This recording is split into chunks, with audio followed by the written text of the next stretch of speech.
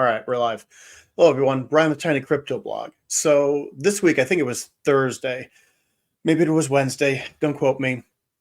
Keith at CryptoCoin Mindset did a video talking about privacy. It mentioned the delisting of Monero from Binance, and it also included how VPNs are being blocked. And there's a battle of privacy. And I didn't have a chance to jump in, but he said, hey, I'm curious to know what your thoughts are. So rather than type out a lengthy comment for a YouTube video, I figure I would do a video. So we're going to take a look at this.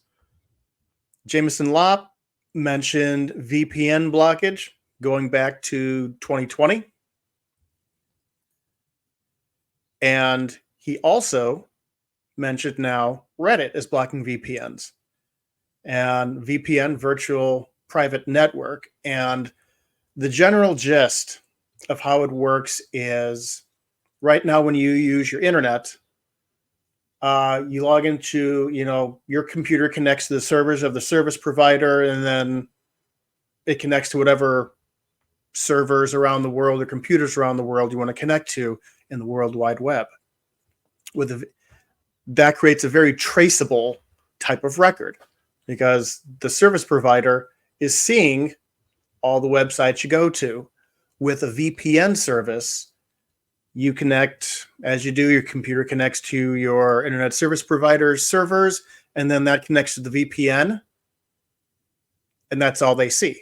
Because then through the VPN, you connect to all the other computers and servers on the World Wide Web, and that becomes the layer of obfuscation as well as privacy, so that people aren't able to dig into your stuff, whether they're criminals, whether they're malicious actors of any kind, to be able to see, oh, he has accounts with this brokerage, or he has a bank account over there, or he uses this crypto exchange, or he does that, or maybe the guy has an interest in culture, or a person is of a culture. Let's say they're Iranian and they want to find out what's going on in Iranian news. Well, if they use a VPN, they can use a VPN located in the US or in other countries that aren't blocked or that block websites in their home country, and they can keep up with the news, or they can go to their friends' blogs or video sites or whatever it is. It's a way as a workaround to work around geo-blocking.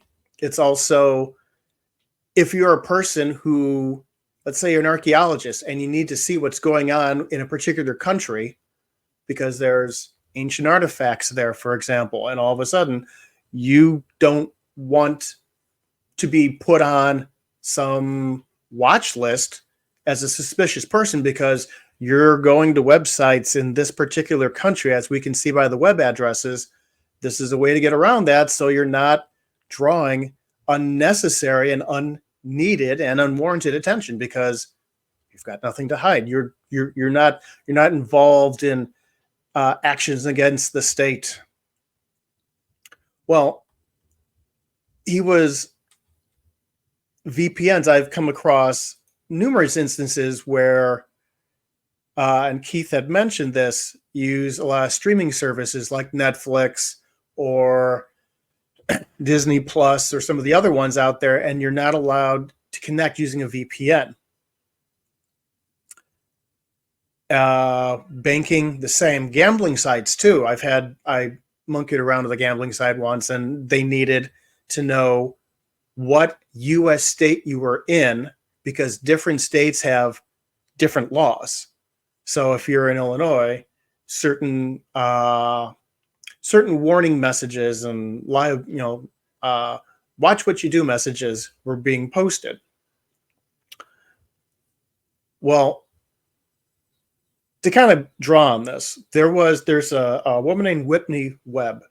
She's located in Chile, but she's been on numerous podcasts. I'll throw out, she's been with Marty Bent, Natalie Brunell, Peter McCormick.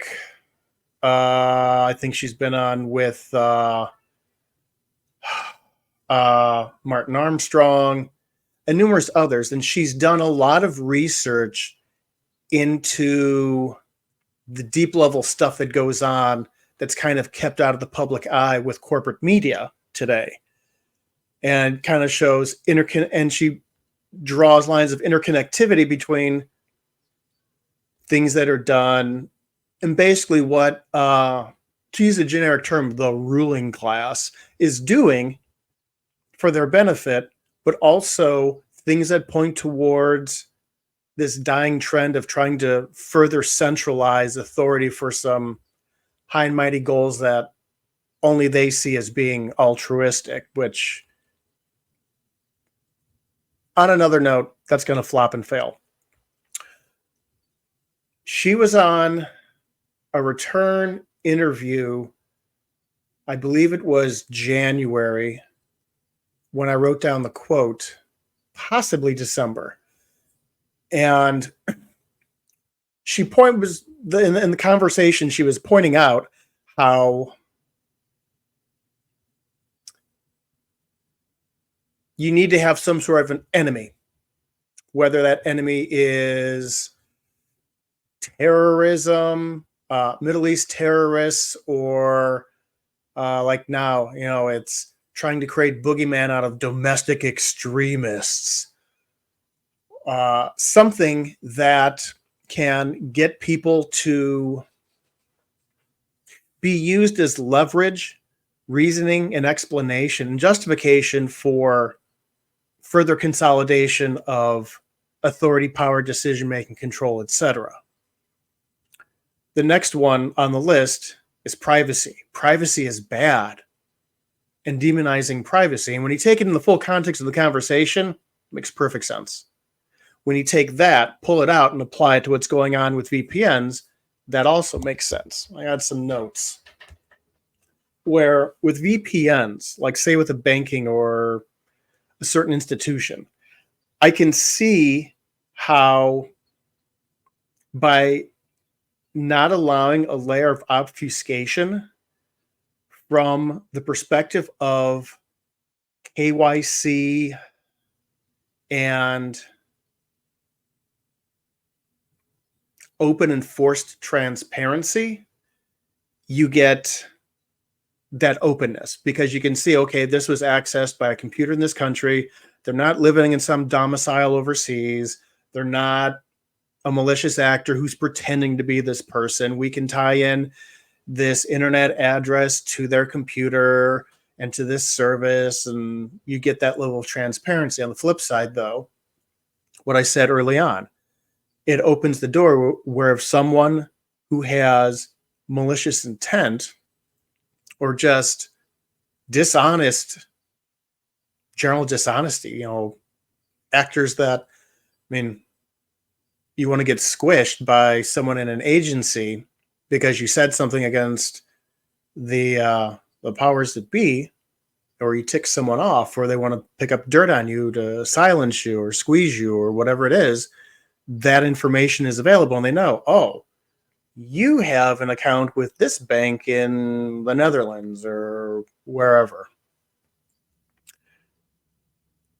So I get it. There's a fine line between what serves as transparency protection, and I think a lot of that is regulatory driven, where I think a lot of banks or a lot of institutions are streaming services, possibly. I don't know the nuts and bolts with the streaming services, but I'm betting there's a lot of websites out there that could care less where you're logged in from. All they care about is they got the traffic, they got the users, but regulations require them because someone in a regulatory body said, well, we need to do this for transparency and protection purposes. Also, too, you need to think about the risk vector with, I think it was in 2022, where MetaMask actually was after the recent armed conflict with Russia and Ukraine kicked off, that MetaMask accidentally geo-blocked users completely outside of that area. I think it was somewhere in Europe or maybe Turkey. I don't recall off the top of my head. Well, if you have a VPN, then you'll be able to sidestep that. I find this interesting. Back in the early teens, VPNs were the tool to be used against uh, totalitarian and evil regimes. And it was the tool for people to connect to the outside world and share what's going on and get outside information. And here we are 10 years later, and all of a sudden it's being demonized. Talk about going into the, what's the term from, God, I can't remember my TV shows. Too early in the morning. Stranger Things. God, I forget what that's called. But anyway, the flip side world where everything's upside down. The upside down. It's like the upside down. Left is right and right is left. My God, that's so 1984. So I think it's good to use a VPN just as a layer of caution, precaution, and keep yourself from having undue consequences where something you do today in 5 years becomes a demonized no, and oh, you did that. At least you have a layer of obfuscation and protection. I think Keith also talked about Tor, which has been around for a while, where the concept of it is it's a means of protection, because I want to say your connection to your computer and the end computer goes through somewhere between 5 and 7 hops from server to server to server to server. And the key concept with Tor is that there's only visibility between the server or the computer that was being connected from and going connected to. So any one server only has visibility to 2 other connections. It doesn't see where the origination is, or if it does, it doesn't know if that's the origination or not. And if it sees the end computer or server, it doesn't know if that's just another hop onto another one, or if it's the end destination. And that obfuscation creates a layer of privacy. I mean, there's certain risks with that as well, but it's a technology that's been used, ongoing, and it's still being used today. If you look in Brave browser, we have an option to connect to the internet using a browser page connected through Tor. So he had a point, Keith had a point about what to do, how you can fight back. And I was saying, start pushing back. If institutions and companies are using VPN blocks, just simply ask them, saying, hey, I'm a subscribing member. I'm based in the US. You've got my information. Why am I being not allowed to use a VPN for my own internet security to watch this stuff? The larger companies, the complaints get logged. And if they start seeing there's more and more and a growing number of complaints about something, it becomes an addressable issue. It shows up on the radar and they realize, okay, we have to address this. And if the noise becomes big enough, if it's something that starts getting shared everywhere, where all of a sudden, gee, what's all the chatter about VPNs? Pretty soon, all the garbage online media outlets are going to be circulating that to get traffic, because it's not politicized. And there's going to be all kinds of traffic of VPNs, and then that becomes front and center in the public arena. So give them one of the lessons I learned. You got to check people. If someone does something, you got to check them. And even if it's just doing something as simple as a phone call or an email questioning this, that becomes the snowflake that when you add enough snowflakes becomes the avalanche. So don't think that your little step won't do anything. It's making an effort, and also to make you feel better emotionally that you actually did something. And then regardless, yeah, yeah, not every company that does it is doing it because they have some nefarious goal or they're trying to control you. A lot of people, they're just doing because they just go along, and that's what you're supposed to do. And well, company policy or government policy is this. So don't assume that just because they're using a VPN, a website using a VPN, that there's some sort of nefarious actor, that there's some sort of, they're in for it to get you. Some people are people, and they have different reasons for doing things, and be mindful not to rush to judgment. So that is my lengthy answer to Keith's question.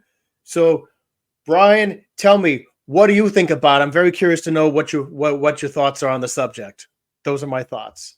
So I've got the title name and the address, the link there. I'll have it in the video. And with that, be well, everyone. Oh, and I'll throw in my pitch. I can follow along, tinycryptoblog.com, either via WordPress app or by email subscription, where we get the 10,000-foot view of what's going on in the world and seeing the big picture. And then also you can follow on all the social media sites listed in the show notes. And with that, be well, everyone. Talk to you soon.